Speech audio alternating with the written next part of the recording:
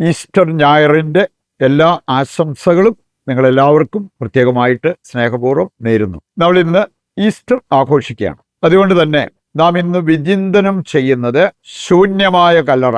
യേശുവിനെ അടക്കിയ ആ കല്ലറ ശൂന്യമായി കിടക്കുന്നത് കാണപ്പെട്ടു. അതോടൊപ്പം ദൈവമക്കളായ നമ്മൾ എങ്ങനെ നമ്മുടെ കല്ലറ ശൂന്യമാക്കണം എന്നുള്ളത് മനസ്സിലാക്കിയിരിക്കുന്നത് വളരെ നല്ലതാണ്. യോഹന്നാന്റെ സുവിശേഷം 20-ാം അധ്യായം അതിൻ്റെ 1 മുതൽ ഉള്ള വചനഭാഗം, ആദ്യ വചനങ്ങൾ വായിക്കുമ്പോൾ തന്നെ അവിടെ നമുക്ക് കാണാൻ സാധിക്കും. ശൂന്യമായ കല്ലറ എന്ന തലക്കെട്ടിൽ കുറെ കാര്യങ്ങൾ അവിടെ കൊടുത്തിരിക്കുന്നത്. ഒരു സംഭവം ഞാൻ ഓർക്കുന്നു.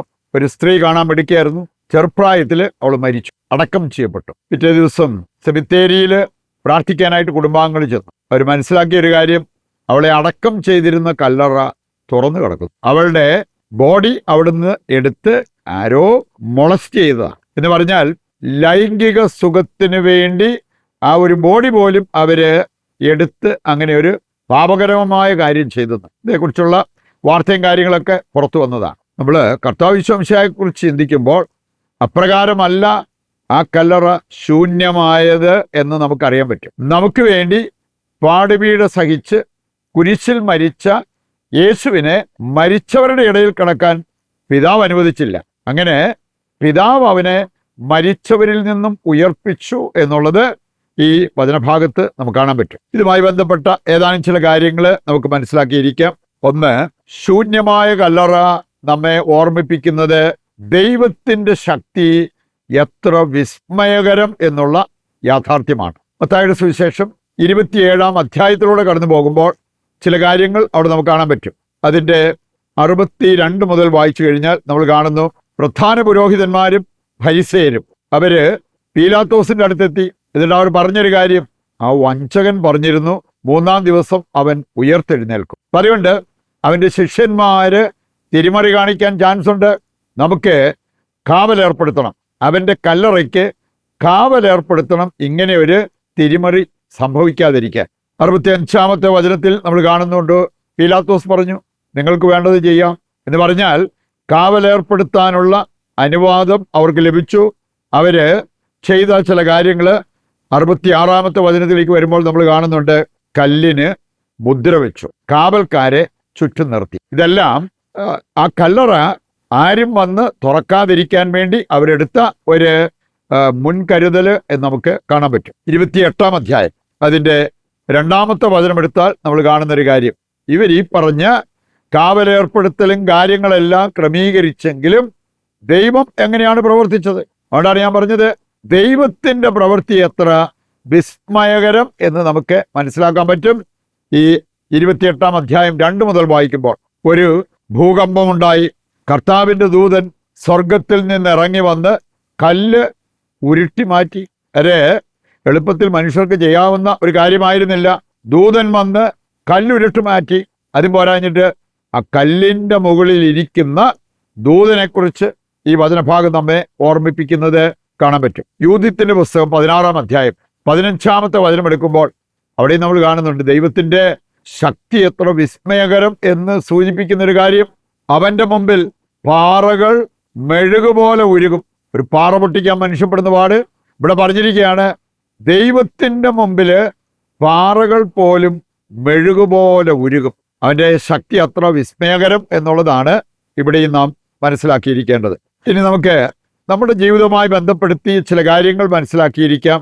നാം ശൂന്യമാക്കേണ്ട കല്ലറ. ഏതെല്ലാം കാര്യങ്ങളാണ് നമ്മുടെ ജീവിതത്തിൽ നാം ശൂന്യമാക്കേണ്ടത്? ഉദ്ധാനം ചെയ്ത കർത്താവിനോട് ചേർന്ന് അർത്ഥവത്തായ ഒരു ക്രിസ്തീയ ജീവിതം നയിക്കണമെങ്കിൽ നാം നമ്മുടെ കല്ലറ ശൂന്യമാക്കേണ്ടിയിരിക്കുന്നു എന്നുള്ളത് ദൈവത്തിൻ്റെ വചനം നമ്മെ ഓർമ്മിപ്പിക്കുന്നത് കാണാൻ പറ്റും. നമുക്കറിയാം, മൃതദേഹം, കല്ലറ, അശുദ്ധി, മലിനത, ഇങ്ങനെയെല്ലാം ഉള്ള കാര്യങ്ങൾ സൂചിപ്പിക്കുന്നത് ചില മലിനമായ സാഹചര്യങ്ങളെക്കുറിച്ചാണ്. കല്ലറ, കല്ലറയ്ക്കുള്ള അങ്ങനെയുള്ള കാര്യങ്ങളെല്ലാം ദൈവത്തിൻ്റെ വചനം, പ്രത്യേകിച്ച് മത്തായി 23-ാം അധ്യായം വായിക്കുമ്പോൾ ഇതെല്ലാം മലിനമായ കാര്യങ്ങളുമായി ബന്ധപ്പെട്ട് കിടക്കുന്നതാണ് എന്ന് നമുക്ക് മനസ്സിലാക്കാൻ പറ്റും. തോബിത്ത് 2-ാം അധ്യായം 9-ഉം 10-ഉം വചനങ്ങൾ എടുക്കുമ്പോൾ അവിടെ നമ്മൾ കാണുന്നുണ്ട്, ഒരു ഛേദനേറ്റ ശരീരം ചന്തസ്ഥലത്ത് കിടന്നത് മറവ് ചെയ്യാൻ വേണ്ടി തോബിത്ത് പോയി.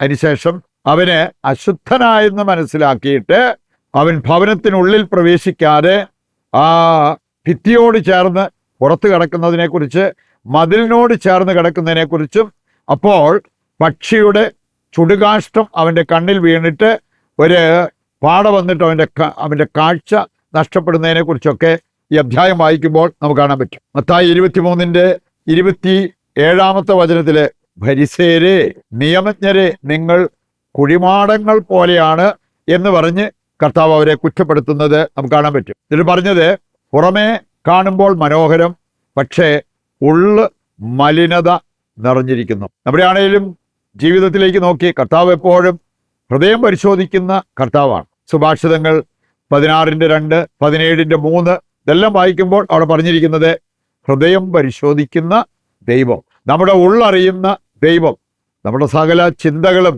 നമ്മൾ ചെയ്യുന്ന സകല കാര്യങ്ങളും മനസ്സിലാക്കുന്ന ഒരു ദൈവമാണ് നമ്മുടെ ദൈവം. അതാണ് പ്രഭാഷകൻ 42:20 വായിച്ചാലും സങ്കീർത്തനം 139 വായിച്ചാലും നമ്മൾ കാണുക. അതുകൊണ്ട് തന്നെ ദൈവം നമ്മുടെ ഉള്ളിലേക്ക് നോക്കുമ്പോൾ മലിനത ഇല്ലാത്ത, വളരെ ആത്മാർത്ഥമായിട്ട് ജീവിക്കുന്ന, ക്രിസ്തീയ ജീവിതം നയിക്കുന്ന വ്യക്തികളായിട്ട് നമ്മളെ കാണപ്പെടണം. അതിന് നമ്മൾ ശുദ്ധീകരിക്കേണ്ട അല്ലെങ്കിൽ ശൂന്യമാക്കേണ്ട കല്ലറ എന്തൊക്കെ കാര്യങ്ങളാണ് നമ്മുടെ ജീവിതത്തിൽ നിന്നും അകറ്റി നിർത്തേണ്ടത്? നമ്മുടെ കല്ലറ ശൂന്യമാകാൻ ഏതാനും വചനഭാഗങ്ങളിലൂടെ ഈ കാര്യങ്ങൾ കൂടി നമുക്ക് മനസ്സിലാക്കാം.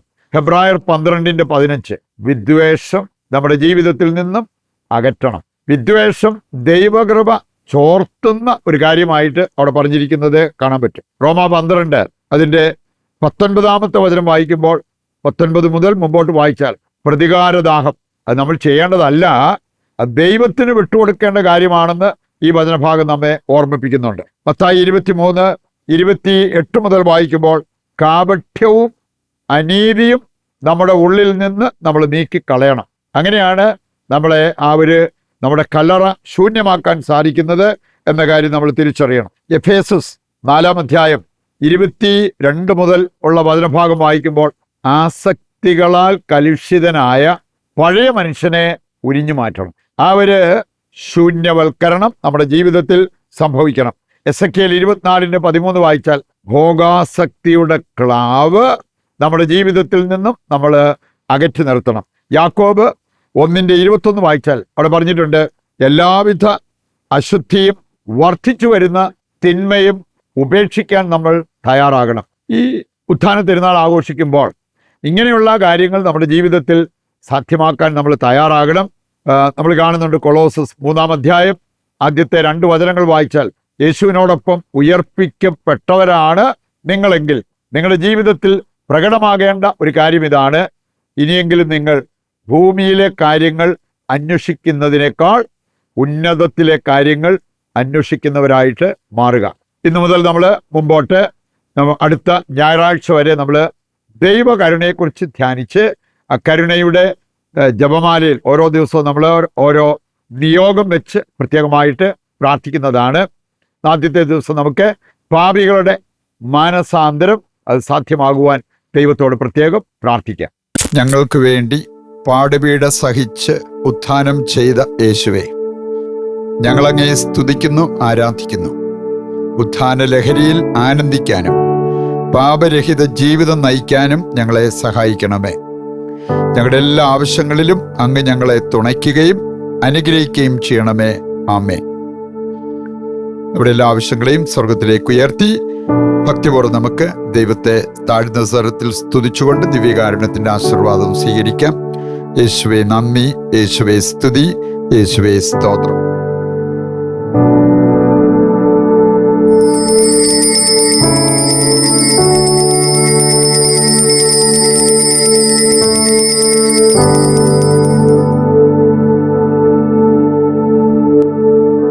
നിങ്ങൾക്ക് എല്ലാവർക്കും ഉത്ഥാന തിരുനാളിൻ്റെ എല്ലാവിധ ആശംസകളും നേരുന്നു. Happy Easter.